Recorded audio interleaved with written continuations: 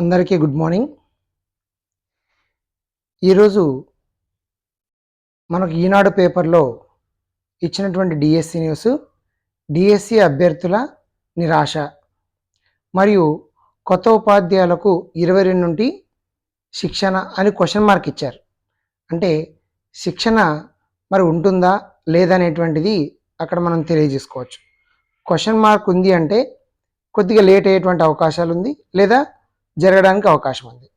మరి మెగా డిఎస్సిలో అర్హత సాధించిన అభ్యర్థులకు ఈ నెల 19న ముఖ్యమంత్రి చంద్రబాబు నాయుడు చేతుల మీదుగా నియామక పత్రాలు అందించేందుకు విజయవాడలో ఏర్పాట్లు చేశారు. విజయవాడ వెళ్లేందుకు గురువారం ఉదయం అభ్యర్థులు రాయలసీమ విశ్వవిద్యాలయానికి చేరుకున్నారు. అంటే ప్రతి జిల్లాలో కూడా ఆ యొక్క సెంటర్కి చేరుకోవడం జరిగింది. వేలాది మంది అభ్యర్థులతో ఆర్యు ప్రాంగణం కలకల్లాడింది. అభ్యర్థులే సమయానికి వాతావరణ పరిస్థితులు దృష్ట్యా కార్యక్రమం వాయిదా పడినట్లు సమాచారం రావడంతో అభ్యర్థుల్లో నిరాశ నెలకొంది. నియామక పత్రాలు ఎప్పుడు ఇస్తారనో అంశంపై చర్చ జరుగుతుంది. డిఎస్సిలో ఉపాధ్యాయ కొలువు సాధించిన 2590 మంది అభ్యర్థులు ఈ నెల 22 నుంచి 30వ తేదీ వరకు శిక్షణా తరగతులు నిర్వహించనున్నారు. ఇక్కడైతే శిక్షణా తరగతి నిర్వహించనున్నారని చెప్పారన్నారు. మరి పైన క్వశ్చన్ మార్క్ అనేది ఇవ్వడం జరిగింది. అంటే మనకు 22 లోపు ఈ యొక్క నియామక పత్రాలు ఇస్తారా, లేదా శిక్షణ జరుగుతున్నప్పుడే మరొక రోజు పిలిచి ఇస్తారనేటువంటిది మనం వేచి చూడాల్సినటువంటి అంశం ఉంది.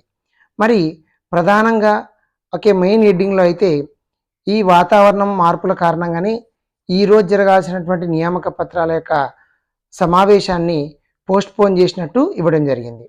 కాబట్టి అభ్యర్థులు ఇక్కడ చాలామంది ఏం జరుగుతుందంటే ఆందోళనలో ఉండడానికి అవకాశం ఉంది. అంటే కొద్దిమంది నిరాశతో ఉన్నారు, అదే కొద్దిమంది అయితే సరే వాతావరణం సహకరించినప్పుడు ఎందుకని చెప్పేసి దూరంలో ఉన్నారు. మరికొద్ది మంది ఏంటంటే కోర్టు ఉత్తర్వుల వల్ల ఇదేమైనా డిలే అవుతుందా అనే ఆలోచనతో ఉన్నారు. కాబట్టి ఏదేమైనా ప్రభుత్వము ఈ అన్ని రకాలుగా చర్యలు తీసుకొని, అదేవిధంగా ఉద్యోగాలు వచ్చిన వాళ్ళకు, ఉద్యోగాలు రానటువంటి వాళ్ళకు కూడా నెక్స్ట్ టెట్ నిర్వహించి డిఎస్సిని కూడా నిర్వహించాల్సిందిగా చాలామంది అభ్యర్థులు కోరుకోవడము జరుగుతుంది.